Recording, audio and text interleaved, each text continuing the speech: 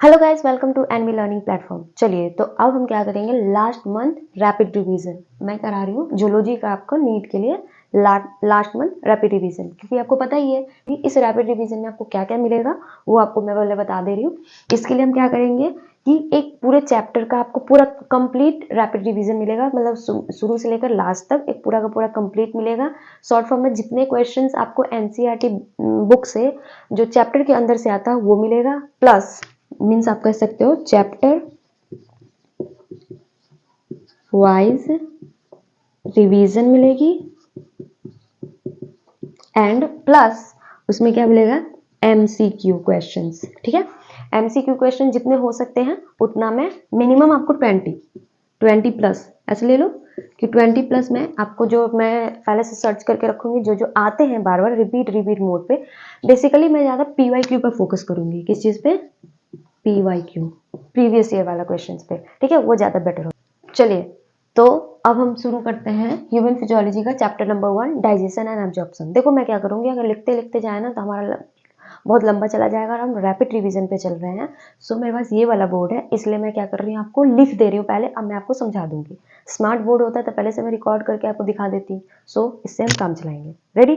तो चलिए, सबसे पहले हम देखते हैं कि डाइजेशन होता क्या है, पाचन क्रिया क्या होती है वो देखेंगे। देखो क्या होता है, the process of conversion of complex food substance into its simplest form is called digestion. वो प्रक्रिया जिसमें आप कॉम्प्लेक्स, आपके जटिल जटिल जो भोजन के जो सब्सटेंस है, जैसे कि आपके प्रोटीन हो गए, कार्बोहाइड्रेट हो गया, फैट्स हो गई, उसको छोटे छोटे फॉर्म में तोड़ते हैं। जैसे आपने चावल खाया, चावल को छोटे फॉर्म में तोड़ना, क्योंकि एज इट इज तो आपको डाइजेस्ट नहीं कर सकते, है ना। तो उस प्रक्रिया को हम क्या कहते हैं, डाइजेशन कहते हैं। समझ गया? चलिए, अब दूसरा क्या हो, digestion is carried out. Digestion जो हमारे बॉडी में होता है तो कौन कौन से प्रोसेस से होती है वो देखना भी बहुत इंपॉर्टेंट है। तो digestion is carried out our digestive system में, हमारे डाइजेस्टिव सिस्टम में जो होता है एक मैकेनिकल, जैसे मशीन्स वगैरह होती है ना, मशीन उसको काटते हैं पीसते हैं, वैसा ही सिस्टम में मैकेनिकल होता है। और दूसरा बायोकेमिकल। बायोकेमिकल का मतलब होता है जिसमें इंजाइम्स का यूज होता है, ग्लैंड्स जो होती है वो बहुत सारी इंजाइम रिलीज करती है, उन सब का इस्तेमाल होता है। ठीक है, ऐसा नहीं है कि खाना डाले तो हो गया। खाना डालने के बाद आपको शुरू से लेकर लास्ट तक बहुत लंबा प्रोसेस होता है। जैसे आप मशीन में चावल या कुछ भी चटनी बनाते हो, तो चटनी में आपने सब कुछ डाला और उसके बाद उसको पीसते हो तो छोटे छोटे छोटे छोटे फॉर्म्स में होते हो। तो उसी एग्जाम्पल को अगर लिया जाए तो सबसे पहले मैकेनिकल यूज कौन किया? मशीन। ठीक है, आपने उसमें जो सामान डाला तो सामान ग्राइंड हुई, आपस में आपका फ्लेवर चेंज हुआ। जैसे कि आप मान लो कि धनिया की चटनी बना रहे थे, धनिया मिर्ची हल्दी वगैरह आपने अलग अलग से डाली। नो, हल्दी नहीं डलता है, मीन्स लहसुन वगैरह अलग अलग से डाली, सबका फ्लेवर अलग था, सबकी बायोकेमिकल एक्टिविटीज बॉडी के अंदर अलग थी, सबके अंदर इंजाइम्स अलग था, लेकिन हमने मिक्स किया तो एक नया उभर के टेस्ट आया। वैसे हमारी बॉडीज में होती है, तो उसको क्या कहते हैं? Biochemical method. और जो मैकेनिकल मेथड, जैसे मशीन चला तो उसको हम क्या कहेंगे? Mechanical method. हाँ, मैं थोड़ा सा फास्ट बोल रही हूँ बिकॉज मुझे एक दिन में पूरा एक चैप्टर खत्म करना है, क्योंकि एक महीने के अंदर करना है। सो थोड़ा सा मैनेज कर लेना, आप इस टॉपिक को याद कर लोगे। अब बेसिक ज़्यादा हम जाएंगे क्योंकि आपने, मुझे पता है कि आप लोग में से बहुत सारे लोग ने पूरा चैप्टर थॉरोली खत्म कर लिया होगा, तो हम ज़्यादातर क्या करेंगे, क्वेश्चंस पे जाएंगे। समझ आ रहा है? चलिए, last is consist of elementary kanal and digestive gland. इसमें क्या मेन होता है वो देखो, एलिमेंट्री कनाल। एलिमेंट्री कनाल कहाँ से होता है? ये आपके माउथ से टू रेक्टम। रेक्टम किसको कहते हैं? जो आपको लार्ज इंटेस्टाइन्स का बाहर वाला पोर्शन, मतलब इन भोजन, अगर हम फूड के अकॉर्डिंग ले तो फूड इन से लेकर फूड को आउट करने तक के प्रोसेस को हम क्या कहते हैं? आपका डाइजेस्टिव सिस्टम, डाइजेस्टिव ट्रैक कहते हैं, जिसको एलिमेंट्री कनाल कहते हैं। ठीक है, और दूसरा आपका डाइजेस्टिव ग्लैंड भी है। इसमें बताया भी कि हमको ग्लैंड की भी, एंजाइम्स की भी आवश्यकता पड़ती है, क्योंकि सिर्फ मशीन होने से काम नहीं होता है। मशीन के अंदर मैकेनिकल फंक्शंस के साथ साथ बायोकेमिकल फंक्शंस होंगी, तभी डाइजेशन होगा। तो ये बायोकेमिकल फंक्शंस के लिए हमारे पास क्या चाहिए? ग्लैंड चाहिए, जो हमारा रिलीज करेगा क्या? एंजाइम। यही एंजाइम हमें खाने को क्या करता है? पचाता है। समझ आया? चलिए, जल्दी से इसको नोट करो और आगे बढ़ेंगे। तो पहला टॉपिक हम क्या पढ़ रहे हैं? टीथ। हम क्या पढ़ेंगे? दांत के बारे में। देखो क्या बोला जा रहा है, दांत जो आपका क्या बोलते हैं उसको, जो भी इम्बेडेड होता है एक सॉकेट में। दांत हमारा एक सॉकेट में, जबड़े में इकट्ठे होकर इम्बेड होता है, धंसा हुआ रहता है। उस सॉकेट को, उस सॉकेट के जो करता है उसको हम थीकोडॉन्ट बोलते हैं। हम लोग के पास क्या है कि जॉ इम्बेडेड है, इसलिए हमारा दांत कौन सा है? थीकोडॉन्ट। अब दांत हमारा दो टाइप का होता है, एक होता है डेसिडियस टीथ और दूसरा होता है डाइफाइडोंट टीथ। क्या होता है ये? डाइफाइडाइंट टीथ। चलिए, अब हम पढ़ते हैं डेसिडियस टीथ। डेसिडियस का मतलब ही होता है झरना। आपने डेसिडियस फॉरेस्ट भी पढ़ा होगा जिसमें पत्ते वगैरह झड़ जाते हैं, तो वैसा ही तीत, ये मिल्क तीत बोलते हैं इसको, जो बचपन में आता है। और इसको टेम्परेरी तीत भी बोलते हैं। टेम्परेरी इसलिए बोलते हैं कि परमानेंट नहीं रहता है, खत्म हो जाएगा, झड़ के हट जाएगा, नया दांत आएगा इसलिए। इस वाले दांत में आपको शुरू मंथ 6 महीने में बच्चों का दांत आता है और 9 मंथ तक ये रहेगा। 9th मंथ में टूट के एक नया दांत आ जाएगा बच्चों में, ठीक है। इसका जो ये डेंटल फॉर्मूला है, इसको क्या कहते हैं हम, डेंटल फॉर्मूला, दोनों के लिए, इसलिए बीच में मैं लिख दे रही हूँ डेंटल फॉर्मूला, ठीक है। डेंटल फॉर्मूला क्या होता है, 2102 2102, जिसमें 2 का मतलब इंसीजर, आपने दांत के टाइप्स पढ़े होंगे, पूरा डिटेल में नहीं पढ़ा रही मैं, इसमें बचपन में भी पढ़ा होगा, इंसीजर, कैनाइन, प्रीमोलर, मोलर। तो ये हो गया इंसीजर, इसमें 2 होता है, कैनाइन 1 होता है, प्रीमोलर बचपन में नहीं आता, प्रीमोलर दांत जो होते हैं वो आपको बचपन में नहीं आता है। अब मोलर वाला का जो 3 दांत होता है उसमें से एक पेयर आता है, ठीक है। तो इंसीजर, कैनाइन, प्रीमोलर, मोलर, ये हो जाता है 2102 2102, ये हमारा हो गया डेसिडियस में। अब आते हैं परमानेंट में। परमानेंट डाइफोडोंट टीथ को हम परमानेंट टीथ बोलते हैं, जो आपको क्या बोलते हैं, उसको 9 साल के बच्चे में झड़ के निकलेगा और उसके बाद वो बचपन आपको जब तक रहना है तब तक रहेगा। इसका डेंटल फॉर्मूला क्या होता है, 2120 मतलब इंसीजर इसमें 1 2 हुआ, कैनाइन आपका क्या हुआ, 1 हुआ, प्रीमोलर 2 और मोलर 3, ये आप जोड़ोगे तो आपका ये निकल जाएगा 32 टीथ। समझ गए, चलिए नोट करो जल्दी से। तो अब हम शुरू करते हैं। आपका एक बस तीत का बचा हुआ है, बाकी सब हमारा यहाँ से पढ़ेंगे टंग को। देखिए, एक ये जो तीत का बचा हुआ है मोस्ट इंपॉर्टेंट क्वेश्चन है, क्योंकि ये आपको जीके में भी पूछता है कि हमारे बॉडी का सबसे हार्डेस्ट पार्ट कौन सा है। हार्डेस्ट बॉडी का जो अगर कोई पार्ट पूछेगा तो ये हमारा तीत का होता है, ठीक है। तीत का जो ऊपर वाला पोर्शन होता है, इनेमल जिसको बोलते हैं, क्या बोलते हैं हम, इनेमल, जो ऊपर सरफेस कोटिंग होती है, मैंने लिखा होगा तो यहाँ देखिए, ये जो होती है हड्डी, इनेमल भी हड्डी है, दांत भी हमारा हड्डी में काउंट होता है, तो वो सबसे हार्डेस्ट पोर्शन होता है तीत का। समझ गए। अब चलिए, अब बोले जरा टंग, अब क्या पढ़ेंगे हम, जीभ। जीभ आपने देखा हुआ है कि ये हमारा पूरा फ्रीली है, इसीलिए लिखा हुआ है कि ये फ्रीली मूवेबल, आप किसी भी साइड इसको घुमा सकते हो, दाएं बाएं चारों तरफ, 360 से भी ज्यादा आप घुमा सकते हो, लेकिन उसको कहीं ना कहीं तो अटैच्ड होगा ना। मान लो कि यहाँ पोर्शन है, ऐसे दांत है, ये ऐसे ऐसे वो भी घुमा सकते हैं, ऐसे ऐसे, ये जीभ की बात कर रही हूँ मैं। यहाँ पे से यहाँ पे किस चीज से अटैच्ड होता है, वो वर्ड हमारा है फ्रेनुलम। क्या है ये, फ्रेनुलम, जहाँ पे ये पोर्शन अटैच होती है, पूरे बॉडी ऐसा मूव करता है फ्रीली, आजाद होके। अब हमारा क्या है, upper surface of the tongue, जीभ के ऊपर आपको खुरदुरा खुरदुरा वाला पोर्शन मिलता है ना, जिसको आप हाथ से कभी रब करोगे तो आपको पता चलेगा, तो उसको हम पैपिले कहते हैं। क्या कहते हैं, पैपिले। ये इसी पैपिले में हमारे बहुत सारे टेस्ट बर्ड्स होते हैं। जितने भी टेस्ट बर्ड आपके दांत पे, सॉरी क्या हो गया मुझे, ये जल्दी जल्दी बोलने के चक्कर में, कंप्लीट कराने के चक्कर में माइंड मेरा ये हो रहा है। चलिए शुरू करते हैं कि upper portion of the tongue, जो टंग के ऊपर वाले पोर्शन होता है उसमें हमारे पैपले प्रेजेंट होती है, जिसको आप हाथ से ऐसे ऐसे करोगे तो क्या होगा, वो खुरदुरा खुरदुरा लगेगा। इसी पे आपके जीभ के अंदर जितने भी टेस्ट बर्ड्स होते हैं ना, सारे इसी पे प्रेजेंट होता है। इसके नीचे लिख लोगे इस पे पैपिले के साथ, प्रेजेंट सम टेस्ट बर्ड। जितने भी टेस्ट बर्ड्स है, ये टेस्ट बर्ड आपके क्या है, इसी पैपले में प्रेजेंट होते हैं। अब कौन कौन सा टेस्ट होता है, टेस्ट बर्ड कौन सा कहाँ होता है, ये सब भी आपको पता ही होगा। उतना ज्यादा नहीं पूछता है इसमें, क्या बोलते हैं, नीट में तो बेसिकली नहीं पूछेगा, क्योंकि ये 3 4 5 से ही आप पढ़ते आ रहे हो कि हमारा क्या है, सावर टेस्ट, स्वेटर टेस्ट, ये सब पूछता है, तो उतना ज्यादा नहीं पूछता है, ठीक है। अब देखिए क्या हो रहा है, अब हम पढ़ेंगे स्टमक। क्या पढ़ेंगे, स्टमक। स्टमक का आपका क्या है, जे लाइक बॉडी होता है, उसका जे शेप का बॉडी होता है, थैली होती है जे आकार की, ये आपको पता ही होगा पहले से। अब देखिए इसमें 2 चीज की बोला जा रहा है, स्टमक के बॉडी का कितने पार्ट्स होते हैं स्टमक में, तो कहीं कहीं वहाँ 3 लिखता है, लेकिन कहीं कहीं 4। तो आपका बेसिकली 3 आपको जो पता होगा वो होगा, फंडस पता होगा, कार्डिक पता होगा, पाइलोरिक पता होगा। लेकिन एक याद रखना, बॉडी भी एक पार्ट होता है। अगर आप जे शेप का पेट होता है तो उसमें सबसे पहले क्या होता है, ये कार्डिक, फिर फंडस, फिर उसके नीचे बॉडी, फिर पाइलोरिक। मैंने सीक्वेंस में ही लिखा है, ठीक है। देखो मैंने इसको क्या किया है, जैसे कि आपका सीक्वेंस होता है ना, ये मैं फिगर नहीं बना रही यहाँ पे, क्योंकि ये आप बहुत, ये कार्डिक हो गया, ये फंडस हो गया, ये बॉडी होगी, और ये नीचे जो पाइलोरिक है निकलेगा किसमें, ये जो पाइलोरिक नीचे निकलेगा वो पाइलोरिक हो गया। तो ये वाला पोर्शन हमारा क्या है, ये हमारा स्टमक का पार्ट है। समझ गए। अब देखो क्या है, जो आप ये तो क्वेश्चन आता ही आता है कि फड़ने जो आप इसोफेगस से पेट के तरफ जाओगे तो बीच में तो अगर मान लो कोई स्पिंचर होता है, स्पिंचर का मतलब होता है एक तरीके से दरवाजा कह सकते हो, वो क्लिप जैसा रहता है जो आपको, नहीं तो अगर वो नहीं रहेगा सपोर्ट सिस्टम, दरवाजा नहीं रहेगा तो पेट में से वापस तो खाना आपका चला जाएगा ना, क्या कहते हैं इसोफेगस में, तो वो प्रॉब्लम हो जाएगी। जिसमें वॉमिटिंग करते हैं तो वो पेट में से हमारा खाना इसोफेगस से के थ्रू मुंह से बाहर आता है, तो हमें कितना प्रॉब्लम होता है, क्योंकि हम क्या करते हैं एंटी पाइलोरिक मूवमेंट करते हैं, एंटी पेरिस्टालिक मूवमेंट करते हैं, क्योंकि आपको प्रॉब्लम होता है तो दर्द होता है, तो वैसे ही हमेशा होगा, इसलिए एक स्पिंचर होता है, स्पिंचर का मतलब होता है दरवाजा।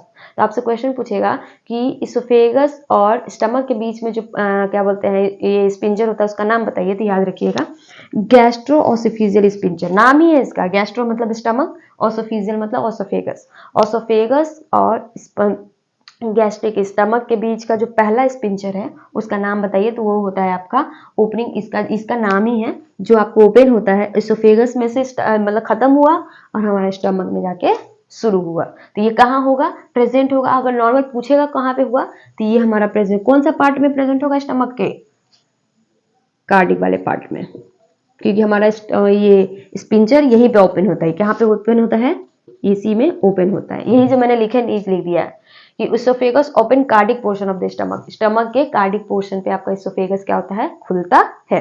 क्लियर हुआ, चलिए नोट करो जल्दी से।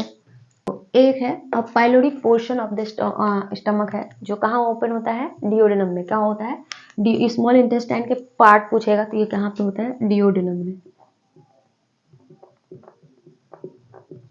डिओडेनम में ये ओपन होता है, जो फर्स्ट पार्ट होता है स्मॉल इंटेस्टाइन का, ठीक है। और एक स्पिंचर का नाम तो यहीं पे लिख लो, ये होता है पाइलोरिक स्पिंचर, जो उसको गार्ड करता है, ठीक है। अब हम पढ़ेंगे स्मॉल इंटेस्टाइन, स्मॉल इंटेस्टाइन मतलब डिओडेनम उसका फर्स्ट पार्ट है जो सी शेप का होता है, कैसा होता है, ऐसा कर्व वाला शेप होगा, सी शेप, जहाँ पे आपका क्या बोलते हैं पेनक्रियाज का जितने भी हार्मोन्स एंजाइम्स वगैरह है वो रिलीज होता है। उसके बाद इसका साइज आपको पता है, स्मॉल इंटेस्टाइन सबसे बड़ा साइज का होता है, वो आपका क्या कहते हैं 6 से 7 मीटर का आपका साइज का होता है, 6-7 मीटर इज इक्वल टू एक मम्मी का साड़ी, हाँ जी, एक मम्मी का साड़ी में भी एक दुपट्टा जोड़ोगे तब वो आएगा उतना लंबा, जी समझ सकते हो, उतना बड़ा आपका एक स्मॉल इंटेस्टाइन है जो पूरे आपके पेट में एडजस्ट है। इमेजिन करो कैसे एडजस्ट होगी, एकदम क्वाइल्ड होके, इसीलिए आपका पोर्शन में भी लिखा हुआ है जेजनम जो है, जो लॉन्ग क्वाइल्ड सरफेस होती है, उसके बाद क्या पार्ट है, इलियम हाईली क्वाइल्ड होता है, इलियम सबसे ज्यादा बड़ा होता है लेकिन उसको क्वाइल्ड कर करके एकदम छोटा सा, इतनी सी जगह में फिक्स है, 6-7 का साड़ी, समझ रहे हो, एक मतलब एक साड़ी प्लस एक दुपट्टा। उसके बाद क्या है हमारा, इसमें आप देखो याद रख लीजिएगा कि मैक्सिमम डाइजेशन कहाँ होता है पूरे डाइजेस्टिव सिस्टम में, मैक्सिमम डाइजेशन आपका डिओडेनम में होता है, ठीक है। अगर क्वेश्चन पूछेगा तो ये, और मैक्सिमम एब्जॉर्प्शन कहाँ होता है, इलियम वाले पोर्शन में, ठीक है, इलियम वाले, ये basically small intestine is very important part, समझ गए। चलिए सारे अपने अपने इंपॉर्टेंट है बट सबसे ज्यादा इंपॉर्टेंट यही होता है, लंबा भी सबसे ज्यादा इलियम ही होता है। उसके बाद बोला लार्ज इंटेस्टाइन का पार्ट होता है आपका सीकम कोलोन एंड रेक्टम, ठीक है। सीकम जो होती है वो इसका भी एक स्पेसिफिक काम है, ये क्या है स्मॉल ब्लाइंड से एक छोटा सा होता है सिम्बायोटिक माइक्रो ऑर्गेनिज्म उसमें होते हैं, ये ज्यादा इंपॉर्टेंट याद रखी चीज है कि आपके बॉडी के अंदर माइक्रो ऑर्गेनिज्म फिक्स होती है, मतलब उनका भी काम होता है सिम्बायोटिक, मतलब आपस में वो हमें फायदा देंगे और हम उनको फायदा देंगे, आपस में तालमेल बना के रखने वाला, वो ऐसे माइक्रो ऑर्गेनिज्म होते हैं। कोलोन को 3 पार्ट में बांटा गया है, असेंडिंग बढ़ते क्रम, उसका ट्रांसवर्स वाला और फिर घटते क्रम। आपने कोलोन ऐसे देखा होगा, ऐसे ऐसे और ऐसे, ये बीच में ऐसे ऐसे ऐसे, मैं बना नहीं रही हूँ, ऐसे ऐसे, ये ऐसे नहीं रहता है, ऐसे ऐसे ऐसे रहता है, ठीक है, ठीक है। तो ये असेंडिंग वाला हुआ और ये वाला आपका ट्रांसवर्स हुआ और ये डिसेंडिंग हुआ, ठीक है। अब बीच में इसी में बहुत सारा क्वाइल्ड आपका क्या रहता है, स्मॉल इंटेस्टाइन। क्लियर हुआ, ये आपका पोर्शन है रेक्टम, मतलब ये वाला पोर्शन बाहर निकल के ऐसे करके यहाँ पे रेक्टम बनाएगा, फिर यहाँ से एनस जैसे बॉडी से फीकस आपका बाहर निकलता है, फीकस नहीं फीकस ही फीकस तो हो गया। चलिए देखो मैंने यहाँ तक पढ़ाया, मुझे लग रहा है ये चैप्टर बहुत लंबा जा रहा है, ठीक है, रिवीजन में भी ये बहुत लंबा जा रहा है, सो मैं सोच रही हूँ ना मैं क्वेश्चन कराऊंगी, क्वेश्चन के साथ साथ टॉपिक क्लियर करती जाऊंगी। जैसे कि मैंने एक क्वेश्चन कराया, एक क्वेश्चन में 4 ऑप्शन है तो टिक लगा के फिर वैसे करूंगी तो वो ज्यादा बेटर होगा, इससे क्या होगा आपके क्वेश्चन भी होंगे और आपके टॉपिक भी क्लियर होंगे, क्योंकि मुझे ऐसा लग रहा है कि ये मैं पढ़ा तो रही हूँ लेकिन बच्चों को उतना ज्यादा बेनिफिशियल नहीं लगने वाला है। सो अभी मैं सोच रही हूँ ना कि मैं क्वेश्चन के साथ ही आपको टॉपिक क्लियर कराऊँ, इससे आपका रिवीजन भी बढ़िया हो जाएगा, क्या सोचते हो। है ना। ठीक है, तो मैं इसी को आपको यहीं तक करके मैं 5 क्वेश्चन करा के दे रही हूँ। आप इसको देखना, अगर आपको सही लगे तो आप कमेंट में डालना कि क्या आपको कैसे रिवाइज करना है, टॉपिक रिवाइज करना है या क्वेश्चन के साथ टॉपिक रिवाइज करना है, कि पहले क्वेश्चन कराओ उसके अकॉर्डिंग टॉपिक बताओ, ये ज़्यादा बेटर है। सो मैं अभी आपको 5 क्वेश्चन करा के दे रही हूँ। ठीक है, चलिए, क्योंकि वीडियो बहुत लंबी हो रही है ना, तो उतना लंबा वीडियो भी आप टाइम पास नहीं करोगे। ठीक है, वीडियो अगर आप टाइम पास कर रहे हो 2 घंटे, तो उसके लिए आपको कंटेंट भी तो अच्छा मिलना चाहिए ना। ऐसे ही बस बिठाने का मतलब नहीं बनता कुछ भी। देखो ये PYQ पे ज़्यादा फोकस करेंगे। ठीक है, PYQ जितने भी हैं वो PYQ है प्लस मोस्ट इंपॉर्टेंट क्वेश्चन है, वो सारे पे हम ज़्यादा फोकस करेंगे। तो ठीक है, आज तो मेरा एक लेक्चर पढ़ा दिए, वो भी इंपॉर्टेंट है तो वो अपलोड कर ही दूंगी मैं। उसके साथ साथ मैं 5-10 क्वेश्चन करा देती हूँ। उसके बाद कल से पहले मैं क्वेश्चन के साथ साथ ही टॉपिक क्लियर करूंगी, वो ज़्यादा बेहतर रहेगा। ठीक है, चलिए, पहला क्वेश्चन है, विच of the flowing is correctly depict the gender formula of human child. Human child का, बच्चा का करेक्ट फॉर्मूला इसमें से कौन सा है, अब बताओ। अब भी जस्ट मैंने पढ़ाया है कि आपको क्या होना चाहिए, 2102, तो ढूंढ लो कौन सा है 21, ये समझ गए। 2 इंसीजर 1 कैनाइन, प्रीमोलर बच्चों में नहीं होता है, ये है, और एक में मोलर 2 होता है। ठीक है, चलिए पहला क्वेश्चन। दूसरा है, Glisson's capsule is the characteristic feature of. अब देखिए, आपने रिवीजन किया होगा तो आपको पता होगा ग्लिसन्स कैप्सूल किस में पाया जाता है। तो ऑप्शंस में आपको दिया हुआ है लीवर, पेनक्रियाज, गॉल ब्लैडर और स्मॉल इंटेस्टाइन। अब बताओ आंसर क्या होगा। चलिए, तो इसका आंसर होगा आपका लीवर। क्या होगा, लीवर। लीवर में हमारा लीवर के ऊपर जो कवर्ड होता है वो ग्लिसन्स कैप्सूल्स की होती है। Which cell must present in the mucus secreting organ. जो म्यूकस सिक्रीट करता है उसमें से इसमें से कौन सा है जो म्यूकस को सिक्रीट करता है, आप खुद बता दो। चलिए, तो आंसर क्या होगा हमारा, गॉबलेट सेल। गॉबलेट सेल हमारा क्या करता है, म्यूकस सिक्रीट करता है। चलिए चलिए, तो अब हम क्या शुरू करते हैं। अब हमारा क्वेश्चन नंबर 4 है। ये क्वेश्चन हमारा इस आज के लेक्चर का लास्ट है। ठीक है, कल से हम क्वेश्चन करेंगे, उसके अकॉर्डिंग टॉपिक भी क्लियर हो जाएगा। ठीक है, चलो, तो टाइम वेस्ट नहीं करते, स्टार्ट करते हैं।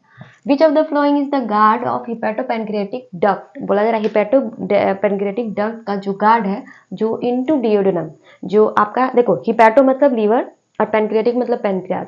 लीवर और पैनक्रियाज से निकलने वाले जो एंजाइम है जो आपको डियोडेनम में आता है, तो वहां पे कौन सा गार्ड काम करता है, वही आपको स्पिंजर पूछ रहा है।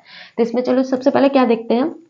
इसमें देखो, स्पिंजर ऑफ पाइलोरिक दिया है, स्पिंजर ऑफ ओडाई दिया है, सेमिलुलर भाल्व और क्या है, इलियोसिकल भाल्व दिया है। देखो, ये वाले क्वेश्चन में अगर आपको कंफ्यूजन हो तो इसको हम क्या करते हैं, एलिमिनेशन मेथड से भी कर सकते हैं, जिसको ऑप्शन एलिमिनेशन मेथड कहते हैं। स्टार्ट करते हैं। सबसे पहले क्या है, पाइलोरिक स्पिंचर। पाइलोरिक स्पिंचर कहाँ पे होता है, पाइलोरिक किसका पार्ट है, स्टमक का, तो ये तो होगा नहीं, कैंसिल। दूसरा क्या है, स्पिंचर ऑफ ओडाई। चलो ठीक है, आपको नहीं पता तो आगे देखते हैं, अगर पता है तो टिक लगा सकते हो, आप नहीं पता तो आगे देखते हैं। Semilunar valve. सेमिलुनर भाल्व हमारा कहाँ प्रेजेंट होता है, हार्ट में, दिल में, तो ये भी नहीं होगा हमारा। चलिए, ये हार्ट में होता है, ये भी कैंसिल। Ileocaecal valve. अब देखो क्या है, सीकल किसका पार्ट है, लार्ज इंटेस्टाइन का। किसका पार्ट है ये, लार्ज इंटेस्टाइन का पार्ट है ये। ठीक है, तो ये भी नहीं होगा, तो बचा कौन, ये। तो हमारा स्पिंजर ऑफ ओडाई इसका आंसर होगा। समझ गए, इसी को बोलते हैं प्रोसेस ऑफ, ये क्या बोलते हैं, एलिमिनेशन प्रोसेस, जिसमें आप ऑप्शन को पढ़ के एलिमिनेट करते हो। ठीक है, अब next question, succus entericus refer to. Succus entericus किसको कहते हैं, स्मॉल इंटेस्टाइन के एंजाइम्स रिलीजिंग, ये आपको जो भी होते हैं जूस, उसको स्मॉल इंटेस्टाइन के जूस को हम सकस इंटेरिकस नाम से भी जानते हैं। ठीक है, देखो अब एक काइम क्या है, स्मॉल पैनक्रियाटिक जूस मतलब पैनक्रियाज से निकलने वाले एंजाइम्स, गैस्ट्रिक जूस मतलब जो स्टमक से रिलीज होने वाले एंजाइम। अब बचा हमारा क्या, काइम। देखो काइम क्या होता है, बोलस प्लस गैस्ट्रिक एंजाइम जो आपको बनाती है वो होता है हमारा ये काइम। कहने का मतलब, जब आपका खाना मुंह, अब बोलस किसको कहते हैं, जब आपका खाना, फूड जो है, फूड प्लस सेलिब्री एंजाइम, सेलिब्री एंजाइम, समझ गए। भोजन जब आपका पीस पीस पीस पीस होकर, मतलब भोजन को जब चबाते हो, चबाने के बाद वो जो गच्छा जैसा बन जाता है जिसमें सेलिब्री एंजाइम्स के साथ, तो उसको हम कहते हैं बोलस। और वो बोलस जब इसोफेगस से होकर स्टमक में जाता है, और स्टमक में जब उसमें आपका क्या है, गैस्ट्रिक एंजाइम मिलती है, तब उसको हम क्या कहते हैं, ये काइम कहते हैं। बोलस, बोलस से काइम, और ये आपका प्रोसेस। एक और होता है काइल, यहीं पे समझ लो, एक होता है काइल। तो काइल क्या होता है, chyme plus intestinal enzyme, intestinal juice. ठीक है, तो ये दोनों मिलता है तो ये काइल बनता है। कहने का मतलब पहले बोलस बोलस बना जिसमें आपने खाना को चबाया, खाना को चबाने के बाद क्या है, ये सैलिवरी या माइलेज वगैरह से मिली और वहाँ पे वो आपको बना दिया लिक्विड पदार्थ जैसा, सेमी सॉलिड जैसा, तो वो बन गया आपका बोलस। अब बोलस के बाद ये बोलस जब आपका पेट में आएगा, पेट में आने के बाद इसमें गैस्ट्रिक जूस मिलेंगी और गैस्ट्रिक जूस से मिलने के बाद जो बनाएगा तो उसको हम बोलते हैं क्या, काइम। और जब ये काइम आपको क्या है, जब ये स्मॉल इंटेस्टाइनल जूस से मिलेगा और बनेगी तो उसको हम काइल कहते हैं। समझ गए? आई होप कि आपको यहाँ तक क्लियर हो गया होगा। चलिए तो कल हम क्या करेंगे, पहले क्वेश्चन लिखूंगी मैं 20 क्वेश्चन मिनिमम कराऊंगी। अब 20 क्वेश्चन के बाद मैं क्या कराऊंगी, टॉपिक भी क्लियर कराऊंगी और सारे ऑप्शंस क्लियर करेंगे तो हमारा टॉपिक भी क्लियर होता जाएगा। ठीक है, चलिए तो आज के लिए यहीं पे खत्म करते हैं। आज का ये हमारा लेक्चर हुआ और चैनल को जल्दी से फॉलो कर लो और सब्सक्राइब कर लो और अपने दोस्तों से भी शेयर कर दो ताकि ये लास्ट मंथ में जितना भी उसका टाइम है वो अपना अच्छे से प्रोडक्टिव वे में यूज करें। ठीक है, तो आज के लिए इतना ही, चलो बाय बाय।